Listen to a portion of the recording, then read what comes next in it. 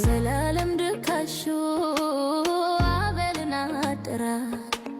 ጠበቃ አይደለ ግባና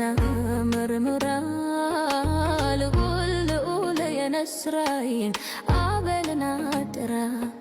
እያስጨነቁት ነው ባልሰራበት ስራ ፍትህ ለአቤል ወንጀሉ ይጣራ ዘላለም ጠብቀው አቤልን አደራ ጠበቃ ነህና ግባና ርምራ ያስጨነቁት ነው ባልሰራበት ስራ ፍትህ አቤል ወንጀሉ ይጣራ ልዑል